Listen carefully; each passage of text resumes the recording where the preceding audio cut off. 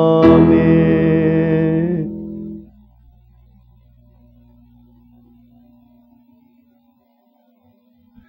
오늘 저에게 주신 하나님의 말씀은 요한계시록 21장 1절 2절 말씀입니다. 요한계시록 21장 1절부터 2절까지 말씀입니다. 함께 봉독하겠습니다. 또 내가 새 하늘과 새 땅을 보니 처음 하늘과 처음 땅이 없어졌고 바다도 다시 있지 않더라. 또 내가 보매 거룩한 성 새 예루살렘이 하나님께로부터 하늘에서 내려오니 그 준비한 것이 신부가 남편을 위하여 단장한 것 같더라.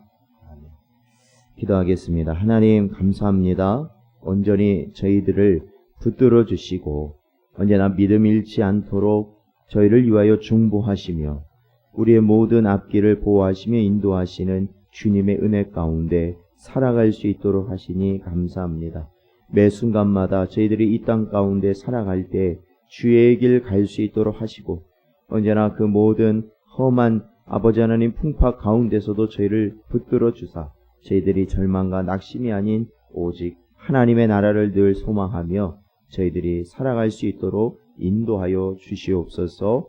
간절히 바라옵고 예수님의 이름으로 기도하옵나이다. 아멘. 사랑하는 성도 여러분, 오늘도 주신 말씀 통하여서 저희들이 이 마지막 때에 복된 길, 진리의 길로 갈 수 있는 여러분 되시길 축원드립니다. 오늘은 저희가 요한계시록 21장을 이제 들어갑니다. 19장에서 예수님의 재림, 그리고 20장에서 천년 왕국의 모습이 이어지고 21장과 22장은 이제 새 하늘과 새 땅의 모습을 우리에게 보여주고 있는 그러한 환상을 요한은 보고 있습니다. 새 하늘과 새 땅, 말 그대로 처음 하늘과 처음 땅이 없어졌다라고 오늘 1절 말씀엔 기록하고 있어요. 그래서 바다도 다시 있지 않더라 라고 1절에는 기록되어 있습니다. 여기서 처음 하늘과 처음 땅은 우리가 맨 처음 하나님께서 천지를 창조하심으로 나타나게 된 그러한 세상을 보여주고 있습니다. 즉 창세기에 그려진 그러한 창조된 옛 세상을 의미하는 것이죠. 그리고 바다가 있던 옛 세상을 의미합니다. 그러나 이제 전혀 다른 새로운 세상, 새로운 우주, 즉 영원한 속성을 지닌 그러한 우주를 보여주는 것이죠. 이제는 바다도 다시 있지 않는 그러한 곳, 새 하늘과 새 땅만이 준비하는 그러한 새 하늘과 새 땅만이 있는 곳, 바로 그러한 세상을 바로 그려 보이고 있습니다. 특히 또한 2절에 보니까 이러한 새 하늘과 새 땅에 새 예루살렘 성이 내려온다고 2절은 기록하고 있는데 이 새 예루살렘 성은 본문을 보면 그 준비한 것이 신부가 남편을 위하여 단장한 것 같았다라고 그리고 있습니다.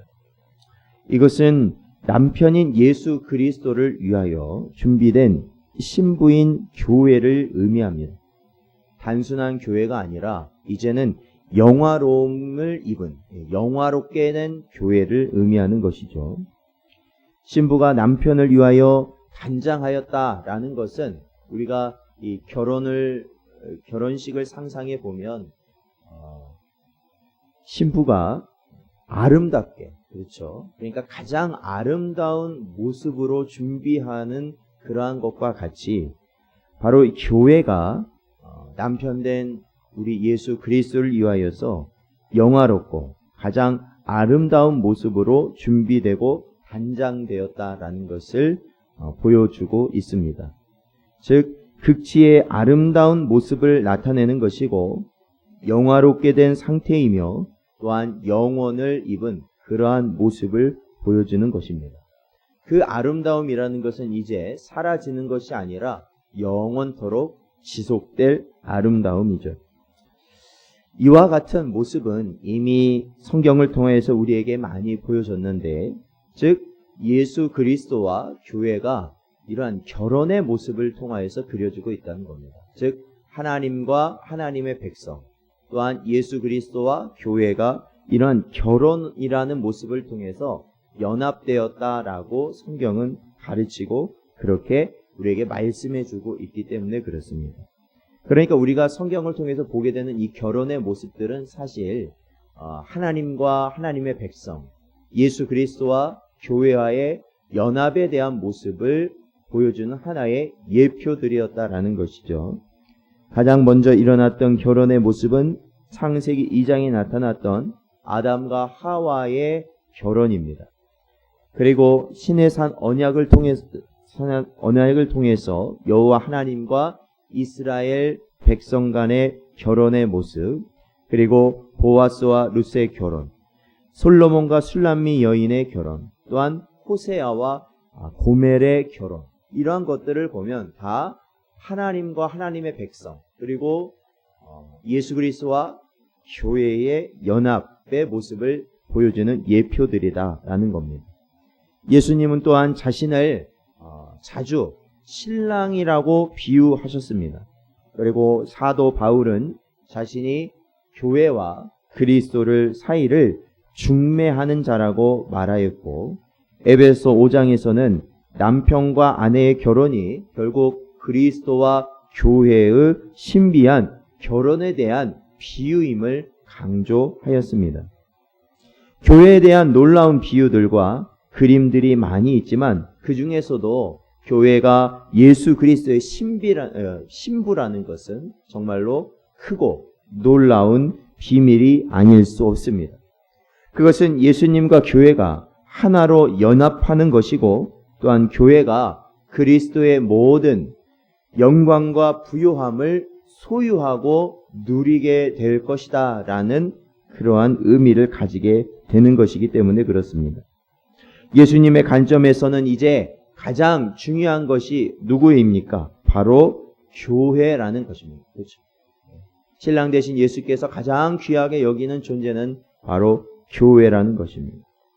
또한 신부인 교회는 이제 신랑에 대해서 어떻게 해야 되겠습니까? 순종과 정절로서 행해야 된다. 그러니까 신부의 행실을 우리가 갖는 것, 그것이 우리가 말하는 경건이고, 그것이 거룩이고, 그것이 바로 성결의 모습이 될 것이다 라는 겁니다.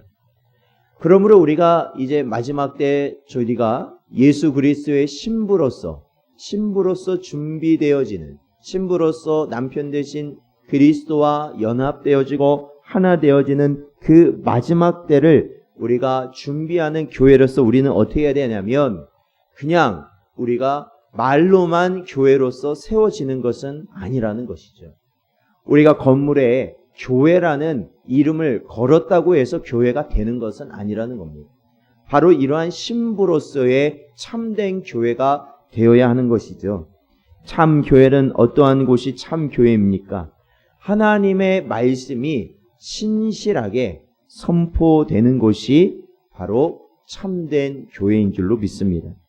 그리고 그 선포된 말씀에 또한 순종할 수 있는 교회가 참된 교회이고요.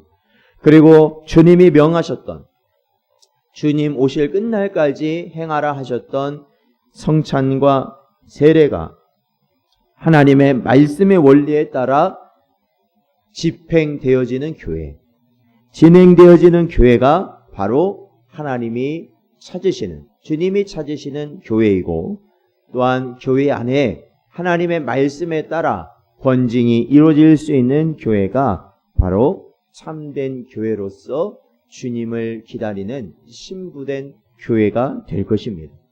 그러므로 저와 여러분이 이 마지막 때를 살아가면서 어렵습니다. 하나님의 말씀을 신실하게 선포한다는 것이 어렵습니다. 또한 그 말씀대로 순종한다는 것도 어렵습니다. 그리고 우리가 주님이 명하신 세례와 성찬을 끝까지 우리가 주님 오실 날까지 거행한다는 것, 이 세상의 인식 가운데서 쉽지 않을 수 있습니다. 그리고 하나님의 말씀을 통하여 권징한다는 것 또한 어려울 수 있습니다. 그러나 저와 여러분, 우리가 주님, 신랑 되신 주님을 기다리는 자들로 우리가 신부의 단장을 하기 위하여서 저희가 참된 교회로 세우기 위하여서 항상 힘쓸 수 있는, 그렇죠, 항상 힘쓰며 그러한 복된 길을 준비할 수 있는 저와 여러분 될 수 있기를 주의 이름으로 축원드립니다. 오늘도 주신 말씀 붙들고